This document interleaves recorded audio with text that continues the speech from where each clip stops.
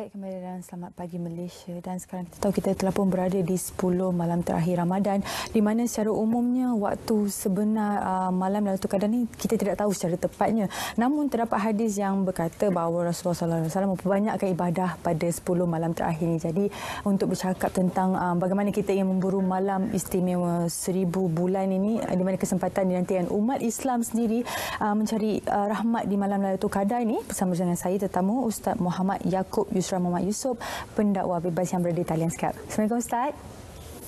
Assalamualaikum warahmatullahi taala wabarakatuh. Fatuna sihat ke? Alhamdulillah sihat Ustaz. Okey Ustaz, mungkin ramai yang tahu apakah maksud malam Lailatul Qadar itu. Mungkin Ustaz boleh kongsikan lagi dengan penonton Selamat Pagi Malaysia apakah yang dimaksudkan dengan malam Lailatul Qadar itu sendiri.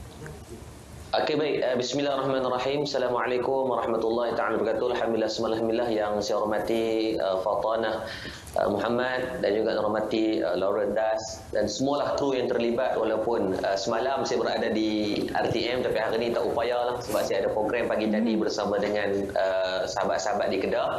Jadi masya-Allah tabarakallah, ala kulli hal Allah mengizinkan dengan teknologi yang Allah izinkan hari ini dapat dipermudahkan untuk pertemuan kita. Baik, bila sebut tentang Lailatul Qadar, maka inilah janji yang Allah Subhanahu wa taala berikan kepada kita ni umat Nabi Muhammad sallallahu alaihi wasallam. Apa yang menariknya untuk makluman tuan-puan penonton di RTM, umat Nabi Muhammad sallallahu alaihi wasallam ini diberikan dengan beberapa kelebihan. Di antaranya yang pertama, diberikan Al-Quran.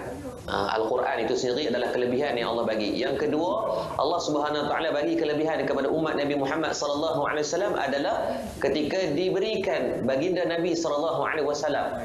Yang ketiga adalah diberi malam Lailatul Qadar.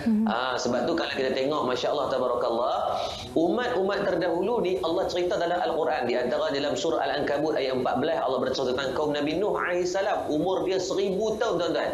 Kalau kita tengok pula kaum Nabi Musa, kaum Nabi Isa, kalau kita tengok kaum Nabi Ibrahim, mereka ni umur mereka 300 tahun, 400 tahun, 500 tahun. Maka kita umat Nabi SAW pendek ya. Baina sitin wa sab'in. Nabi sebut dalam hadis di antara 60 hingga 70.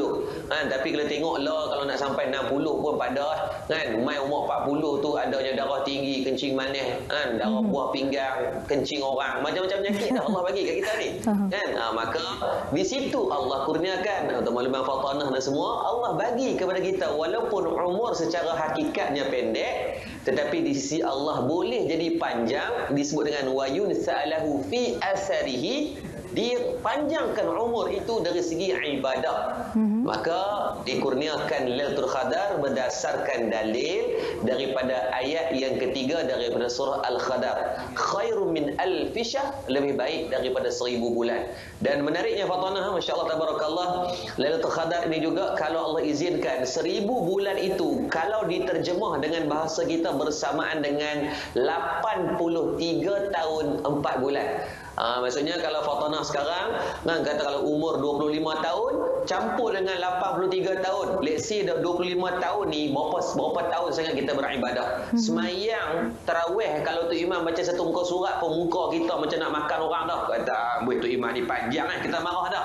Baik, kalau kata kita solat tarawih 30 minit, seumur hidup kita semayang tarawih ni kata sebulan 30 kali dengan 30 minit baru dalam 900 minit. 900 minit convert dengan jam baru dalam berapa belas jam? Dalam 15 jam. Itu solat kita tu dalam masa setahun tarawih. Campur dengan solat fardu apa semua, mungkin ibadah kita baru tak sampai lagi dalam setahun tu, mungkinlah dalam 10 hari. Kan, campur 25 tahun baru mungkin dalam 250 hari. Daripada berpuluh ribu hari, itulah ibadah kita. Maka Allah beri kepada umat Nabi Muhammad SAW satu kelebihan Lailatul Qadar. Masya-Allah tabarakallah.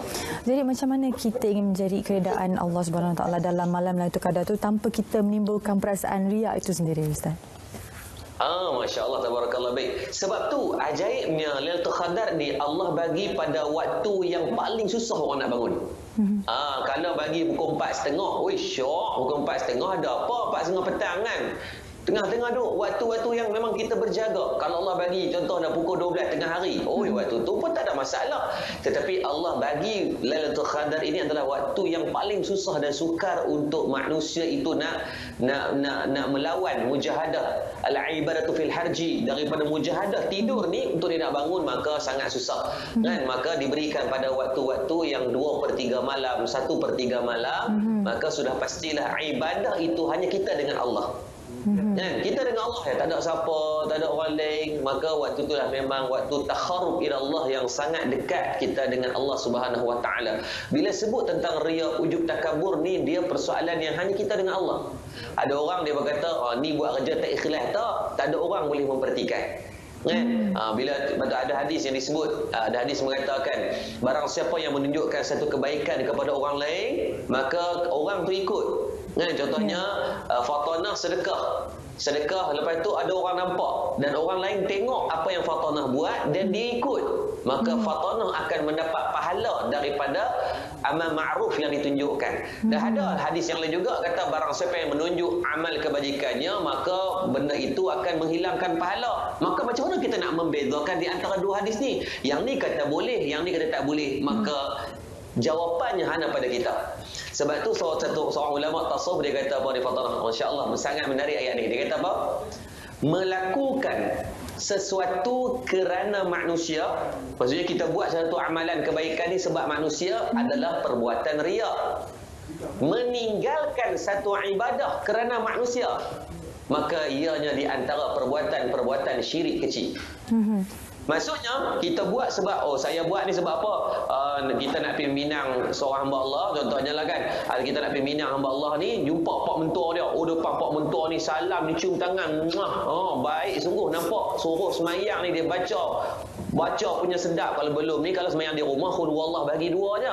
Tapi disebabkan depan bakal pak mentua ni, depan bakal orang yang dia nak sesuatu yang ada kepentingan, maka dibuat dengan penuh tata susila yang baik, maka dia buat tu sebab apa? Sifat riak dia.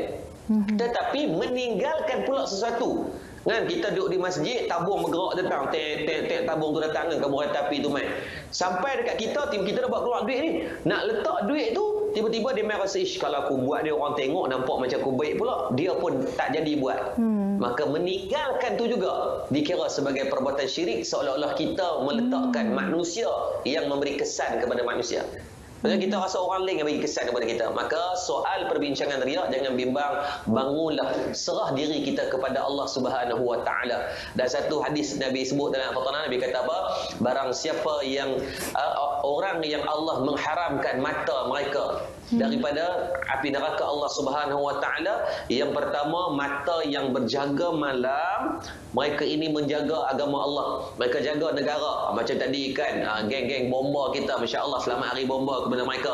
Kan, berjaga malam ni, ada kemalangan, ada kadang-kadang ular masuk rumah, depa kena pergi cari. Kan, kucing sangkut atas pokok, depa kena pergi. Kan, orang terkepit dalam kereta, depa kena pergi terbakar, depa kena pergi. Berjaga malam ni, bersengkang mata sebab nak jaga keselamatan orang. Nabi kata diharamkan api neraka kat atas mereka. Askar, polis, frontliner, KKM, semua ni, termasuk ni geng-geng pemberita nak sampaikan berita kepada orang. Sebab kalau tak sampai, orang tak tahu bagaimana pandemik yang sedang berlaku, bagaimana apa yang berlaku hari ni. Maka berjaga tadi ni, kameraman pukul 4 dah mungkin standby, pukul 5 dah kena ni dah.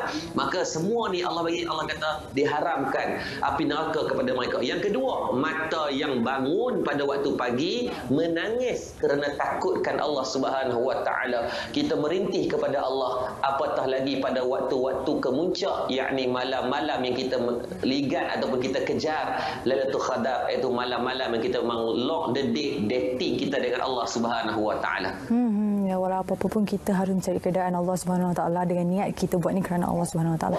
Dan juga mungkin Ustaz boleh kongsikan antara doa-doa orang kata yang harus kita amalkan masa malam 10 malam terakhir ni. Okey, baik, Masya Allah. Soalan yang baik daripada Fatanah. Tu kadang-kadang apa yang ditanya itu manfaat untuk diri, manfaat untuk orang yang mendengar. Kan? Masya Allah, mudah-mudahan pahala sampailah kepada kita semua. Baik, ada satu doa di antara doa yang selalu kita dengar pada waktu malam. Biasanya imam-imam masjid, imam-imam yang solat tarawih ni akan baca, Allahumma innaka afun tuhibbul afwa fa'fu anna. Itu salah satu doa. Itu doa daripada hadis sahih. Rasulullah SAW ketika masuknya bulan Ramadan, Nabi akan memperbanyakkan minta pengampunan. Allahumma innaka afun. Nah, Allah yang suka mengampun, Allah yang maha pengampun, Allah suka mengampunkan kita. Tuhibbul afwa fa'fu anna. Kita minta kepada Allah mengampunkan dosa kita. Yang kedua, Fatanah ni doa yang baik untuk kita amalkan. Doa dia bunyi apa? Tuan-tuan yang mungkin sedang menonton melalui melalui siaran televisyen, maka tuan-tuan ni cuba salin ataupun rakam doa ni dengan telefon. Lagi takut kadang-kadang sel-sel otak kita tak bersambung ni. Kan? Maka kalau kita rakam, senanglah sikit ingat kan. Jadi rakam, ambil telefon, kalau boleh tulis. Apa doa dia? Allahumma rzuqna Lailatul Qadri. Allahumma rzuqna Lailatul Qadri. Tu doa tu yang tuan-tuan sekarang tu doa yang tadi tu Nabi pernah baca. Dan ada satu lagi doa, Allahumma rzuqna Lailatul Qadri. Apa makna dia? Ya Allah, rezekikanlah kami, kurniakanlah kami, yakni malam Lailatul Qadar fi hazihi sanatin, pada tahun ni ya Allah, wa fi kulli sanah, dan pada tahun-tahun yang seterusnya. Kita minta pada Allah. Allah kan maha pemurah, Allah maha pengasih, Allah suka pada hamba yang meminta-minta. Kalau manusia tak suka minta-minta, saya pergi kat Fatanah, kata Fatanah nak RM1, hari ni Fatanah nak bagi, esok minta lagi, lusa minta lagi. Dia kata, buih ustaz ni melampau nampak, hari-hari minta, maka itu sifat manusia. Tapi Allah ada, Allah suka hambanya yang minta pada Allah, yang sentiasa mohon kepada Allah. Lepas tu kita minta, Allahumma rzuqna Lailatul Qadri fi hadhihi sana wa fi kulli sana, pada tahun ni dan pada tahun yang lain. Apa sambungannya lagi? Wa a'inna ala ihya'iha. Wa a'inna ala ihya'iha khiyamiha. Disebutkan khiyamiha. Sebab nampak kita minta wa a'inna, dan ya Allah kami mohon bantulah kami untuk ihya'iha, menghidupkan, agar kita ni boleh jaga pada waktu pagi. Bukan senang nak bangun. Kalau tengok bola senang nak bangun kan, tengok benda-benda yang best seronok. Tapi nak bangun khayal mulai, setan, iblis, segala mak nenek ni akan main kacau. Hantu polong, hantu kak limah, semua akan main duk main ganggu kita ni untuk kita menyusahkan kita daripada bangun. Maka minta pada Allah untuk Allah gerak kita, Allah jentik hati kita. Kadang-kadang bangun sebab nak terkencing, kadang-kadang bangun sebab mimpi kena ligang dengan jebon. Allah bagi kita mimpi-mimpi tu apa? Untuk bangunkan kita. Tapi sayanglah kan, Fatanah dah jaga pagi, tengok-tengok buat apa? Pergi kencing saja. Tengok-tengok malam Lailatul Qadar macam dengan kencing 1000 bulan tu. Tak padan tu. Malaikat kata ni sebab apa ni? Dulu malam Lailatul Qadar saya bangun kencing 1000 bulan. Duk ulang. Kan? Rugilah. Maka kemudian disebut apa? Qiyamiha, dan bukan takat bangun, dan kita nak menghidupkan malam itu dengan penuh ibadah. Lepas tu kita minta apa? Bi rahmatika ya arhamar rahimin. Wahai Allah yang Maha Pemurah penyayang, bagi kami. Saya ulang sekali lagi, boleh Fatanah? Saya ulang sekali semua. Sambil-sambil kita baca sama-sama. Yang baca sama, yang duduk depan televisyen tuan baca, bukannya ganggu orang pun, baca bagi kuat-kuat, tak ada masalah. Allahumma rzuqna Lailatul Qadri fi hazihi sanati. Allahumma rzuqna Lailatul Qadri fi hazihi sanati wa fi kulli sanati. Yang kedua, wa a'inna ala ihya'iha khiyamiha bi rahmatika ya arhamar rahimin. Maknanya saya ulang, ya Allah rezekikan kami Lailatul Qadar pada tahun ni dan tahun-tahun yang lain juga, setiap tahun bagi ya Allah, dan bantulah kami untuk menghidupkan dan membangunkan malamnya dengan rahmat-Mu, wahai Allah yang Maha Pemurah lagi Maha Penyayang. Wallahu a'lam. Allah alam. Baik, terima kasih sekali lagi Ustaz Muhammad Yaakob Yusra, Muhammad Yusof, pendapat bebas, satu perkongsian yang baik. Kalau anda tidak sempat untuk merakam, anda boleh menonton di Selamat Pagi Malaysia, Facebook Selamat Pagi Malaysia, dan juga MyClick, di mana anda boleh ulang semula tayangan. Dan sekarang ini terima kasih Fatanah, moga Allah bagi syurga dan pahala kepada Fatanah dan semua yang menonton.